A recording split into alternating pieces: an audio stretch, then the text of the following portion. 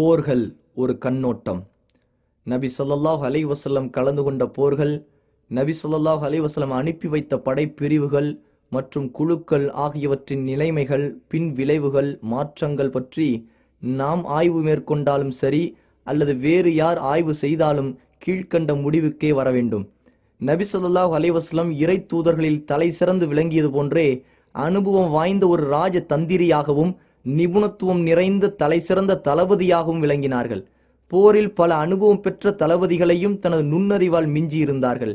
தான் கலந்து கொண்ட எல்லா போர்க்களங்களிலும் அவர்களின் போர் திறனிலோ இராணுவ முகாம்களை சரியான உறுதிமிக்க முக்கிய இடங்களில் அமைத்து போர் புரிவதிலோ ஒரு காலம் தவறு நிகழ்ந்ததில்லை. இவை அனைத்திலும் எக்காலத்திலும் எந்த போர் தளபதிகளிடமும் இருந்திராத அரிய நிபுணத்துவத்தை வெளிப்படுத்தியுள்ளார்கள். உஹுத், ஹுனைன் ஆகிய போர்களில் படையினரின் தவறான முடிவுகளாலும் நபி ஸல்லல்லாஹு அலைஹி வஸல்லம் அவர்களின் கட்டளைக்கு மாறு செய்ததாலும் தான் பின்னடைவு ஏற்பட்டது. இந்த இரண்டு போர்களில் முஸ்லிம்கள் தோற்று பின்னடைந்த போதிலும் நபி ஸல்லல்லாஹு அலைஹி வஸல்லம் புறமுதுகு காட்டாமல் எதிரிகளை முன்னோக்கி சென்று தங்களது துணிவையும் வீரத்தையும் நிலைநாட்டினார்கள். இதற்கு உஹுது போர் ஒரு எடுத்துக்காட்டாகும். போரில் ஏற்பட்ட தோல்வியை வெற்றியாக மாற்றினார்கள். இதற்கு ஹுனைன் போரை எடுத்துக்காட்டாக கூறலாம். இது போன்ற உக்கிரமான போர்களில் படையினர் புறமுதுகிட்டு தோற்று திரும்பி ஓடும்போது தளபதிகள் தங்களை காப்பாற்றிக் கொண்டு தப்பிப்பதிலேயே குறியாயிருப்பார்கள். ஆனால் நபி ஸல்லல்லாஹு அலைஹி வஸல்லம் அவ்வாறு செய்யாமல் எதிரிகளை நோக்கியே முன்னேறினார்கள். இதுவரை நாம் கூறியது நபி அவர்களின் போர் நிபுணத்துவம் பற்றிய கண்ணோட்டமாகும். மேலும் இந்த போர்களினால் அரபு உலகம் முழுவதும் பாதுகாப்பு பெற்றது. அங்கு அமைதி நிலவியது. குழப்பத்தீ அணைந்தது.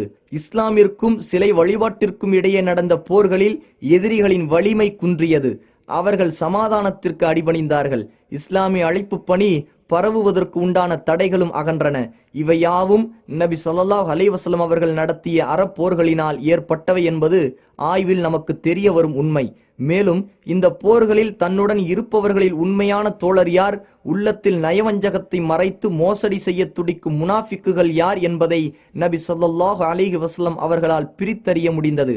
இது மட்டுமின்றி போரை தலைமையேற்று நடத்தும் மிகச்சிறந்த தளபதிகளையும் நபி ஸல்லல்லாஹு அலைஹி வஸல்லம் உருவாக்கினார்கள். இந்த தளபதிகள் ஈராக், ஷாம் போன்ற பகுதிகளில் பாரசீகர்களுடனும் ரோமர்களுடனும் போர் புரிந்தார்கள். நீண்ட காலம் வல்லரசுகளாக விளங்கிய ரோமானியர்களையும் பாரசீகர்களையும் விட மிக திறமையாக படையை வழிநடத்தி தோட்டந்துறவுகளிலும் கோட்டை கொத்தளங்களிலும் மிக ஏகபோக அடக்குமுறையுடன் அராஜக வாழ்க்கை நடத்திய எதிரிகளை அவர்களது வீடு வாசல் நாடுகளை விட்டு வெளியேற்றி வெற்றி கண்டார்கள். இதுபோன்றே போர்களினால் முஸ்லிம்களுக்கு தேவையான குடியிருப்பு, விவசாய நிலங்கள், தொழில்துறை போன்றவற்றை நபி ஸல்லல்லாஹு அலைஹி வஸல்லம் வளப்படுத்தினார்கள். வீடு வாசலின்றி அகதிகளாக வந்த மக்களின் துயர் துடைத்தார்கள். இஸ்லாமிய அரசுக்கு தேவையான ஆயுதங்கள், படைபலங்கள், வாகனங்கள், செலவீனங்கள் அனைத்தையும் ஆயத்தமாக வைத்திருந்தார்கள். இந்த அனைத்து ஏற்பாடுகளையும் அல்லாஹுவின் அடியார்கள் மீது வரம்பு மீறல், அட்டூழியம் செய்தல் ஆகிய ஏதுமின்றியே செய்து வந்தார்கள். மேலும் இது நாள் வரை அறியாமை காலத்தில் எந்த அடிப்படைக்காகவும் நோக்கங்களுக்காகவும் போர்த்தி மூட்டப்பட்டு வந்ததோ அவை அனைத்தையும் அனைத்து முற்றிலும் மாற்றி அமைத்தார்கள். கொள்ளை, சூறையாடல், அநியாயம், அத்துமீறல், எளியோரை வாட்டுதல், கட்டடங்களை இடித்தல், பெண்களின் கண்ணியத்தை குலைத்தல், சிறுவர்கள், குழந்தைகள் போன்றவர்களுடன் கடின சித்தத்துடன் நடந்து கொள்ளுதல், விவசாய பயிர் நிலங்களை பாழ்படுத்துதல், அல்லாஹுவின் பூமியில் குழப்பம், கலகம் விளைவித்தல் போன்ற கொடுஞ்செயல்கள் நிறைந்ததாகவே போர்கள் அக்காலத்தில் இருந்தன. ஆனால் நபி ஸல்லல்லாஹு அலைஹி வஸல்லம் உயர்ந்த லட்சியங்களையும் சிறந்த நோக்கங்களையும் அழகிய முடிவுகளையும் கொண்டு வருவதற்கு செய்யப்படும் ஒரு தியாகமாக, விடுதலை காற்றை சுவாசிக்க துடிக்கும் ஒரு சுதந்திர போராட்டமாக போரை மாற்றினார்கள். மனித சமுதாயத்திற்கு கண்ணியம் அளிப்பது, அநியாயத்தின் பிடியிலிருந்து விடுவிப்பது, நீதத்திற்கு கட்டுப்படுவது ஆகியவற்றையே போரின் நோக்கமாக்கினார்கள். பலமானவர் பலமில்லாதவரை சுரண்டி வாழும் தீய அமைப்பிலிருந்து விலக்கி பலமில்லாதவரை பலமுள்ளவராக்கி தனது நியாயத்தை அடைந்து கொள்ளும் நல்லமைப்பிற்கு மனித சமுதாயத்தை கொண்டு வருவதையே போரின் லட்சியமாக்கினார்கள். இதைத்தான் ஒடுக்கப்பட்டவர்களை, பலவீனமானவர்களை விடுவிப்பதற்காக போர் புரியுங்கள் என்று அல்லாஹ் குர்ஆனில் கூறுகின்றான். பலவீனமான ஆண்களையும் பெண்களையும் சிறு குழந்தைகளையும் பாதுகாப்பதற்காக அல்லாஹுடைய பாதையில் நீங்கள் போர் புரியாதிருக்க நேர்ந்த காரணம் என்ன? அவர்களோ இறைவனை நோக்கி, எங்கள் இறைவா, அநியாயக்காரர்கள் வசிக்கும் இந்த ஊரிலிருந்து எங்களை வெளியேற்று, நீ எங்களுக்கு உன்னிடமிருந்து பாதுகாவலரையும் ஏற்படுத்து, நீ எங்களுக்கு உன்னிடமிருந்து உதவி செய்பவரையும் ஏற்படுத்து என்று பிரார்த்தனை செய்த வண்ணமாயிருக்கின்றார்கள். அல் குர்ஆன் அத்தியாயம் 4 வசனம் 75.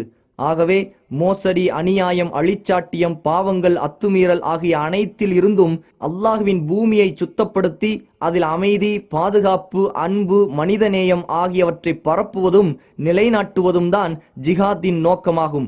மேலும் போருக்கென மிக உயர்ந்த சட்ட ஒழுங்குகளை வரையறுத்து அவற்றை தனது தளபதிகளும் படைகளும் பின்பற்ற வேண்டுமென கட்டாயமாக்கினார்கள். எந்த விதத்திலும் இச்சட்டங்கள் மீறப்படுவதை நபி ஸல்லல்லாஹு அலைஹி வஸல்லம் அனுமதிக்கவில்லை.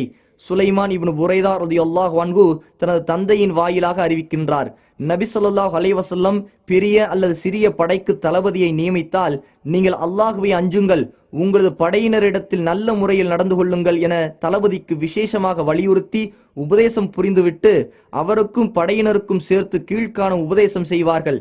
அல்லாஹ்வின் பாதையில் அல்லாஹ்வின் பெயரால் போரிடுங்கள், அல்லாஹ்வை நிராகரிப்போருடன் போர் செய்யுங்கள், போரிடுங்கள், களவாடாதீர்கள், மோசடி செய்யாதீர்கள், உறுப்புகளை சிதைக்காதீர்கள், குழந்தைகளை கொல்லாதீர்கள், மேலும் நீங்கள் எளிதாக்குங்கள், சிரமமாக்காதீர்கள், அமைதியை நிலைநாட்டுங்கள், வெறுப்படைய செய்யாதீர்கள்.